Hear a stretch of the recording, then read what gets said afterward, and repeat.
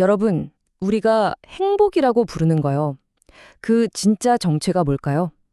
우리가 즐거움이라고 철석같이 믿고 쫓는 것들의 본질은 과연 뭘까요? 오늘 우리가 같이 살펴볼 이야기는 바로 이 질문에 대한 아주 깊은 통찰을 담고 있어요. 부처님과 마간디아라는 한 유행승의 만남, 마간디아경을 통해서 말이죠. 자, 한번 들어가 볼까요? 자, 이야기의 시작은 이렇습니다. 마간디아라는 유행승이 있었어요. 그가 길을 가다가 저기 누가 있네? 하고 보니까 부처님이 계셨던 거죠. 근데 부처님이 앉아 계신 자리가 그냥 소박한 풀자리였거든요. 그걸 보자마자 마간디아가 딱 비판적으로 나오는 거예요. 여기서부터 이제 이야기가 본격적으로 시작됩니다. 마간디아가 던진 첫 마디가 정말 엄청납니다. 저 고타마는 생명의 파괴자다. 여기서 부나후라는 말이 쓰였는데 이게 그냥 파괴자 정도가 아니에요. 뭐랄까 생명의 싹을 잘라버리고 성장을 막는 그런 아주 근원적인 파괴자를 의미하는 거죠. 아니 도대체 왜 이런 극단적인 말을 했을까요?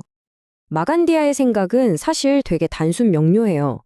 아니, 인간이 당연히 즐거움을 추구해야지 저렇게 감각적인 쾌락을 다 거부하는 건 이건 삶을 파괴하는 거나 마찬가지잖아 하고 생각한 거죠. 어떻게 보면 우리 대부분이 가지고 있는 아주 상식적인 생각, 바로 그거 아니겠어요? 자, 여기에서 부처님의 대응 방식이 정말 기가 막힙니다. 보통 그런 말을 들으면 무슨 소리냐 하고 화부터 낼 법도 한데 그러지 않으세요. 대신에 마간디아 내 얘기를 좀 들어보게 하면서 자신의 과거 이야기를 꺼내십니다. 그러니까 즐거움이라는 주제에 대해서라면 나만큼 잘하는 사람도 없다는 걸 먼저 보여주시는 거죠. 부처님은 이렇게 말씀하십니다. 나는 왕자 시절에 말이지 이 세상에 있다는 모든 종류의 쾌락은 정말 하나도 빠짐없이 다 누려봤다. 이게 무슨 뜻이겠어요? 내가 지금 이런 길을 가는 게 뭘 몰라서 못 누려봐서가 아니라는 거죠. 모든 걸 다 겪어본 끝에 내린 결론이라는 걸 아주 분명히 하시는 겁니다. 얼마나 대단했냐면 궁전이 계절마다 하나씩 무려 3채나 있었다고 해요.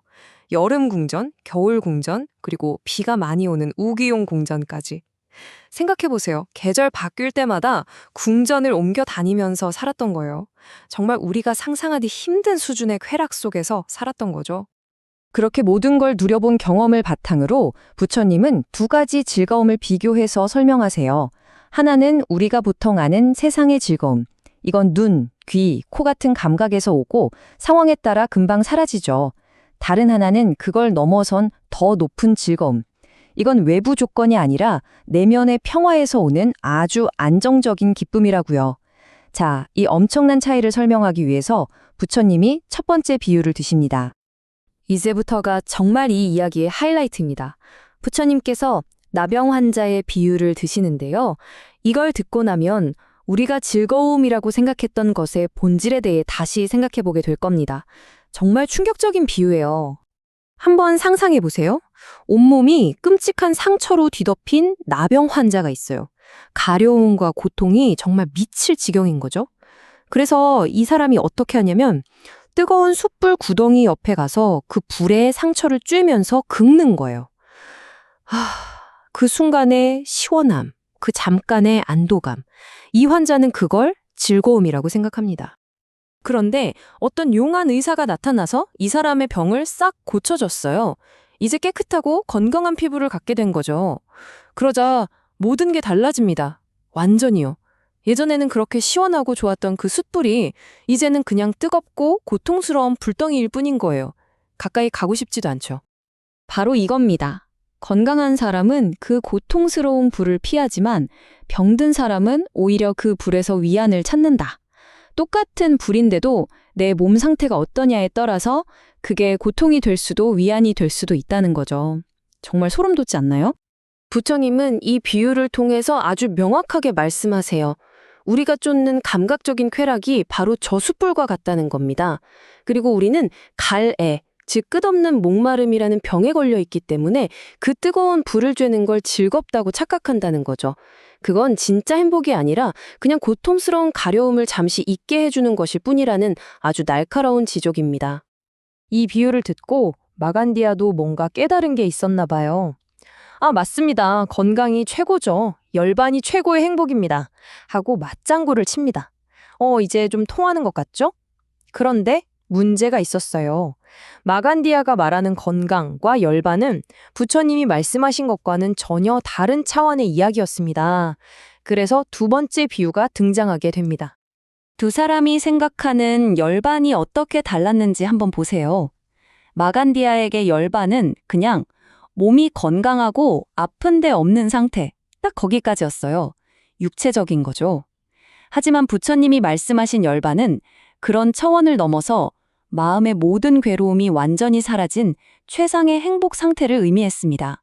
정말 하늘과 땅 차이죠. 이렇게 서로 다른 차원에서 이야기하고 있다는 걸 알려주기 위해서 부처님은 두 번째 비유를 꺼내십니다. 바로 태어날 때부터 눈먼 사람에 대한 이야기예요. 이 비유는 어떤 진실은 그걸 볼 수 있는 눈이 없으면 절대 이해할 수 없다는 걸 보여줍니다. 이야기는 이렇습니다. 태어날 때부터 한 번도 세상을 본 적이 없는 사람이 있었어요. 근데 어떤 사람이 이 사람한테 아주 더럽고 기름때 낀 누더기 천을 주면서 이렇게 속이는 거예요. 이게 바로 세상에서 가장 희고 아름다운 천이란다. 눈먼 사람은 그걸 직접 확인할 방법이 없으니까 그 말을 그냥 믿어버립니다. 그리고 그 누더기를 보물처럼 소중히 여기죠. 이 비유가 뭘 의미하는지 이제 감이 오시죠? 부처님은 마간디아가 바로 저 눈먼 사람과 같다고 말씀하시는 겁니다. 진정한 건강, 즉 열반이라는 것을 직접 볼 수 있는 진리의 눈, 즉 담마의 눈이 없기 때문에 그저 육체적인 건강이라는 누더기천을 최고의 행복이라고 착각하고 있다는 거죠. 이 두 번째 비유를 듣고 나서야 마간디아는 정말 큰 충격을 받은 것 같아요. 아, 내가 뭔가를 완전히 잘못 알고 있었구나. 나는 그냥 눈먼 사람이었구나. 이걸 깨달은 거죠. 그래서 그는 부처님께 간절하게 묻습니다. 어떻게 하면 저도 그 진리의 눈을 뜰 수 있습니까? 어떻게 해야 진실을 볼 수 있습니까? 하고요. 그러자 부처님은 아주 명확하고 또 누구나 따라할 수 있는 구체적인 방법을 알려주십니다. 첫째, 좋은 벗, 그러니까 진리를 아는 사람들과 어울려라. 둘째, 그들에게서 바른 가르침을 들어라. 그리고 마지막으로 가장 중요한 거죠. 그 가르침을 머리로만 이해하지 말고 직접 몸으로 실천해라. 바로 이 세 가지가 진리의 눈을 뜨는 길이라고 하셨습니다. 결말은 정말 드라마틱합니다. 마간디아는 부처님의 가르침을 그대로 따랐어요. 출가해서 수행에 전념했고 마침내 모든 괴로움의 원인을 뿌리 뽑은 아라한, 즉 완전한 깨달음을 얻은 성자가 되었습니다. 처음에 부처님을 생명의 파괴자라고 비난했던 그 사람이 말이죠. 정말 놀라운 변화 아닌가요? 이 구절은 깨달음을 얻은 이들이 자신의 성취를 선언하는 전통적인 표현입니다. 태어남은 다 했다. 청정한 삶은 완성되었다. 해야 할 일은 다 마쳤다. 이제 다시는 이 세상의 괴로움의 존재로 돌아오지 않을 것이다. 마간디아의 기나긴 여정이 마침내 끝났음을 알리는 정말 장엄한 선언이죠. 마간디아의 이야기는 까마득한 옛날 이야기지만 그가 던졌던 질문, 그리고 부처님이 주셨던 답은 지금 우리에게도 똑같이 날카로운 질문을 던집니다. 어쩌면 우리가 그토록 필사적으로 좇고 있는 즐거움이라는 것, 그게 사실은 나병 환자가 숯불에 상처를 긁던 그 고통스러운 가려움은 아닐까요? 우리 각자에게 던져진 질문인 것 같습니다.